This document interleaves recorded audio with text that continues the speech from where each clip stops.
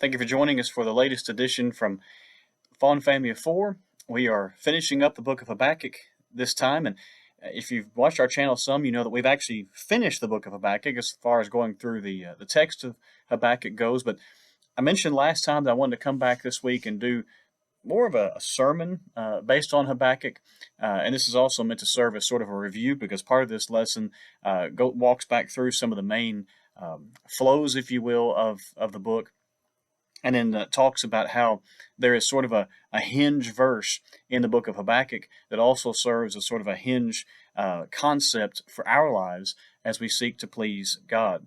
At the end of this video, we'll let you know our plan going forward now that we're finishing up the book of Habakkuk, so hopefully you'll stay tuned for that. And as always, take a moment to subscribe to our channel, like this video, and we have lots of other things coming up from all of us. Turner's finally released a video on here from Leah, from Mary Carroll, and of course our kids' Bible songs. A lot of you enjoy those as well, so we hope you enjoy everything that we produce. So as I say each time with these Bible study videos, I may be looking down a lot. I don't, frankly, don't have the time to try to memorize everything I'm going to say, so I may look down a lot, but hopefully you find the material helpful, and hopefully this lesson serves as a good review of Habakkuk and also great encouragement to us based on something found sort of in the middle of that book.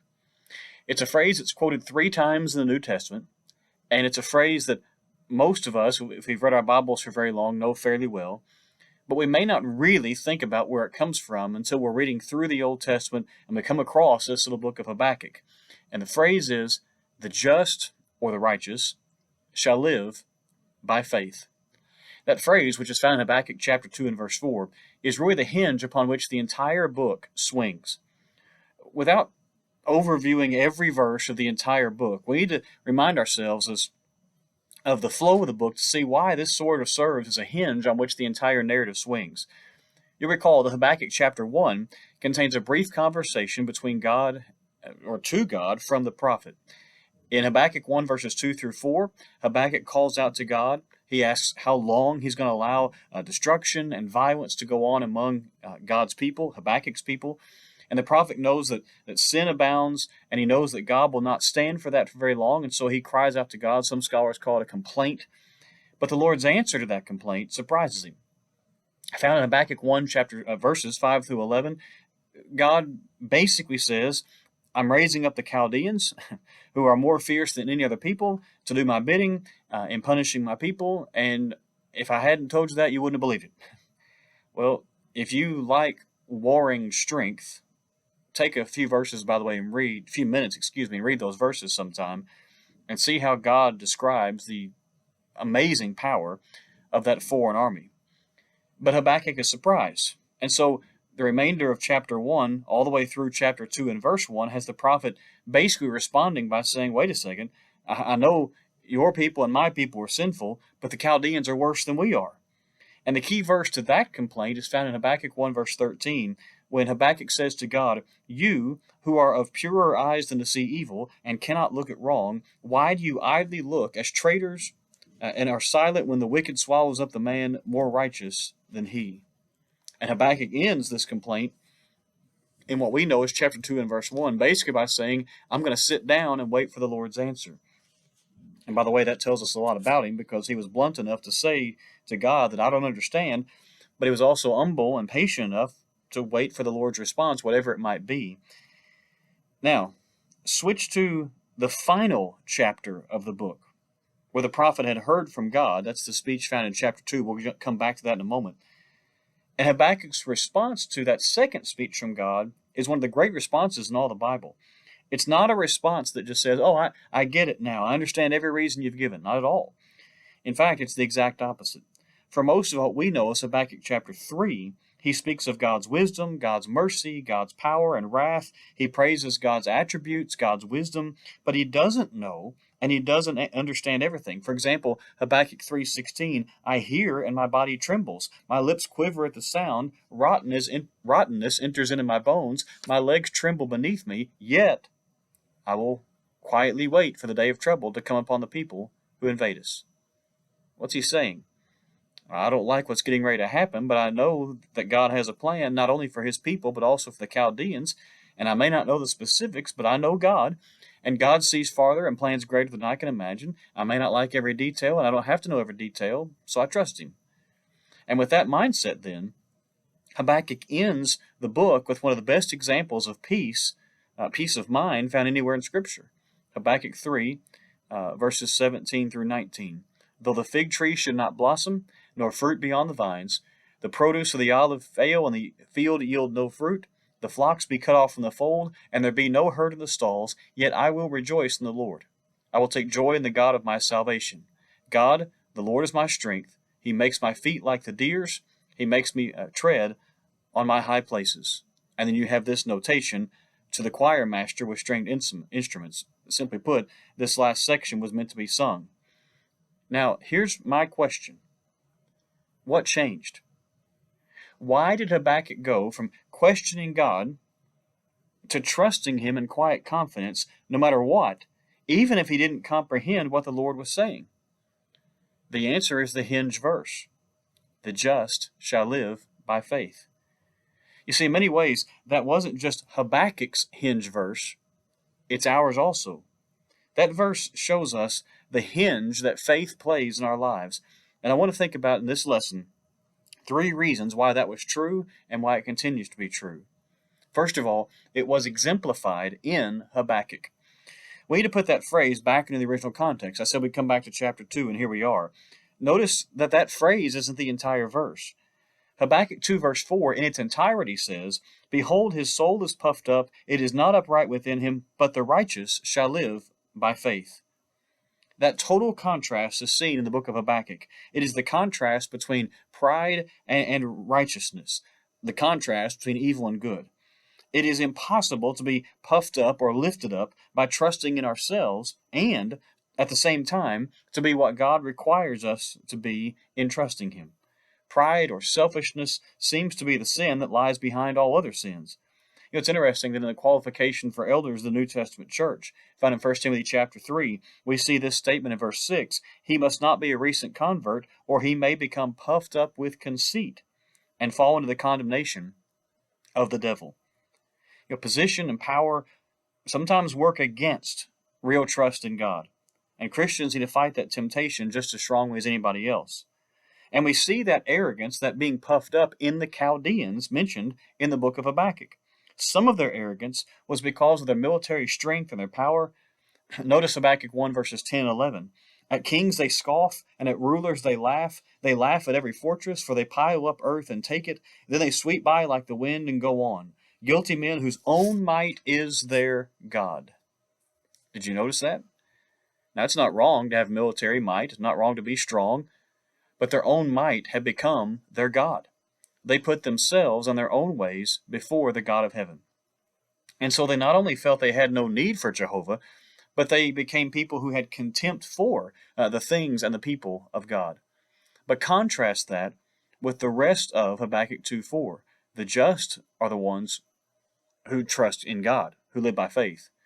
The reason that the people are just or righteous is because of their faith, their trust. In fact, some translators suggest that the word faith in that verse should be faithfulness, because it is the righteous one who continues in trust in God, no matter what's going on around them. They remain faithful to him. Now, obviously, the root of faithfulness is faith, but why do we remain faithful? Well, because we have true, abiding, deeply rooted faith in God and in the things of God. That's the background to what the Hebrews writer said in Hebrews 10, verses 32 to 39. He was writing to some who were considering going back away from Christianity to Judaism because of difficulty and persecution. And notice what he says, Hebrews 10, beginning of verse 32.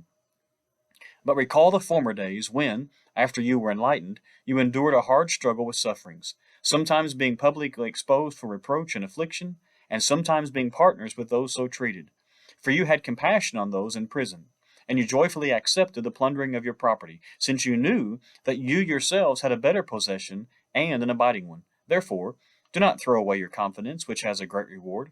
For you have need of endurance, so that when you have done the will of God, you may receive what is promised. For yet a little while, and the coming one will come and will not delay, but my righteous one shall live by faith. And if he shrinks back, my soul has no pleasure in him. But we are not of those who shrink back and are destroyed, but of those who have faith and preserve their souls. And so we begin to see in ancient times the contrast between those who live for themselves and those whom God considers to be faithful, living in faithfulness. It's the ones who live by faith, who stand out from the world, exemplified in Habakkuk. Then number two, it is extended to all people. You see, that principle is not just one for the time of Habakkuk and the Chaldeans.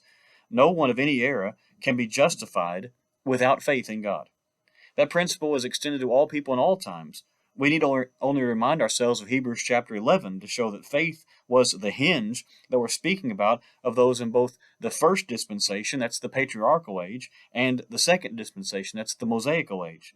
Each person listed in that great chapter did some amazing things, but recall every description begins with, by faith, so-and-so did this. By faith, so-and-so did that.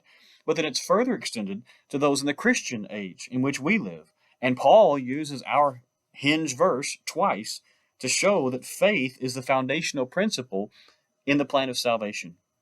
The first of those is in Romans chapter 1. We know verse 16, but we sometimes fail to see how it connects to verse 17. Notice both together. For I am not ashamed of the gospel, for it is the power of God for salvation to everyone who believes, to the Jew first and also to the Greek. For in it, that is the gospel, the righteousness of God is revealed from faith to faith, as it is written, the righteous shall live by faith.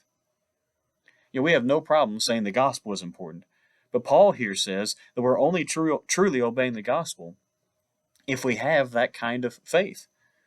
The other usage of Paul is in Galatians 3:11. In the context, Paul is contrasting the Old Testament law with the New Testament way of life, and he says in that verse, Galatians 3:11, now it is evident that no one is justified before God by the law, for the righteous shall live by faith. In other words, no one, really other than Christ, could keep every single law of the Old Testament perfectly for his or her entire life, and so faith was necessary under the law. And today, that same principle holds true. None of us can claim that we're perfect in the sight of God, especially throughout our entire lives. But we can be faithful to Him, and we can be justified by the sacrifice of Jesus Christ and our obedience to it, our obedient faith to it. It may seem that God's law changed, and so therefore the role of faith changed. But that's just not true. People in the Old Testament lived by faith, and so do we. It was essential for them, and it's essential for us. Why do we do certain things that don't make sense to a lot of people? It's because we have a deeply rooted faith in God. The contrast that Paul is drawing in Galatians chapter 3 is between faith and perfect obedience to the law, which no one outside of Christ could ever accomplish. And so they had to live by faith, and so do we, because we're not perfectly obedient in heart, in mind, in word, in deed, at all times either. James chapter 2 and verse 24 makes it clear that we are not justified by faith alone. While that's true, faith is the hinge that makes justification possible. True faith in God requires us to live, to walk, to obey whatever God puts before us. And so we walk by faith and not by sight, one of the more famous statements found in the New Testament. The just, notice it, live by faith. We cannot save ourselves. And so we must trust God in faithful obedience, even if other people think we're foolish for doing so. As Paul famously said, for by grace you've been saved through faith, and that is not your own doing, it is the gift of God, not a result of works, so that no one may boast. Ephesians chapter 2, verses 8 and 9. If any of us could honestly say we've never made a single mistake in following God in our entire life, then I guess maybe we could boast, which in itself would be a sin, and that would make the whole thing fall apart. But for the rest of us who will make mistakes and sin, we will obey God out of our faith in Him. And that's required for every person pleasing to the Lord. So it's extended to all people. And then number 3, it is expedient for salvation. We who are Christians know the importance of faith. But we always need to be sure that we're either sharing how important it is with others constantly.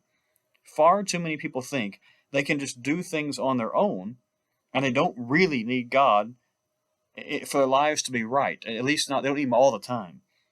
They may not be ruthless or filled with idolatry as the Chaldeans were of Habakkuk's day, but people are still puffed up. They still trust in themselves. They still trust in their own abilities, often above the ways of the God of heaven.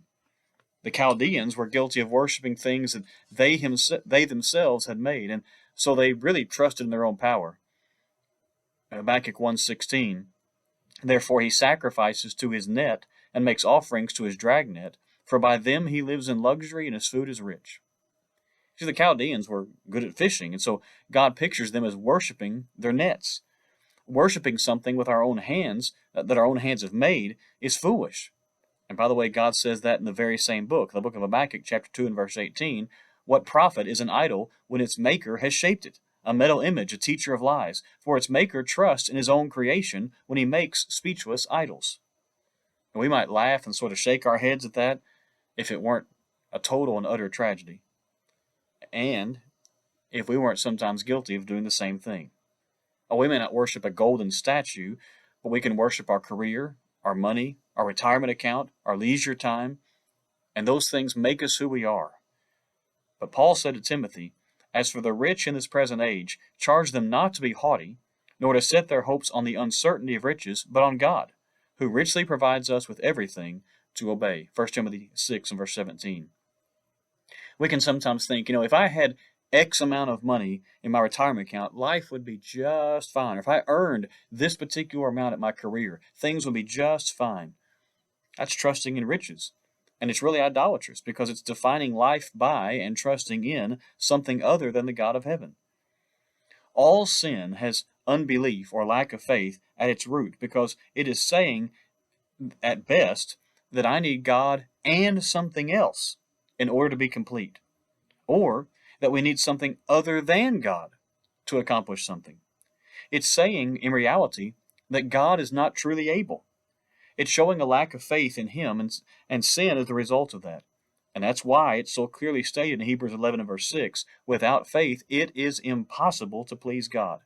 For he who comes to God must believe that He exists, and that He rewards those who diligently seek after Him. It does not say that God will fill our bank account or drop a new car in the driveway, or maybe in our garage, because that'd be even better.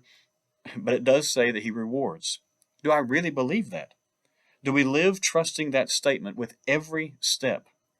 And so the righteous, even today, shall live by faith, and it's expedient to their salvation for at least 3 reasons. 1, those who are filled with faith are convinced that God alone is the source of salvation. We realize that we cannot save ourselves, and we cannot get and gain enough in this world to save ourselves. Only God saves. And so we must trust Him with the saving of our eternal soul. Jesus famously said, I am the way, the truth, the life. No one comes to the Father except through me. John 14, verse 6.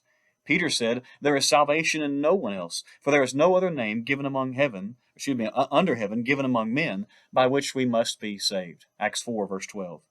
Those who live by faith realize and hold that fact dear. But also, those who are filled with faith surrender their will to God's will in obedience. It stops being all about me, and it starts being all about God. They want to obey Him in every way, every relationship, every decision, every moment of every day. It begins with having the humility that was demonstrated in Christ, as Philippians chapter 2, verses 5 through 12 reminds us. Habakkuk did not fully understand what God was doing. He never did, and he never could. But he knew evil when he saw it, and he was not going to be involved in it, no matter how many people were sinful. Everywhere you and I may go, if we're faithful, we wear the name of Christ. And a person of faith remembers that, whether it's in a church building or at the stands of a ball game or anywhere else. It's true whether we're selecting a movie, whether we're at homing with our family. Faith is the hinge that every decision swings on. And then 3, those who are filled with faith are able to bear up under trials and difficulties in this life.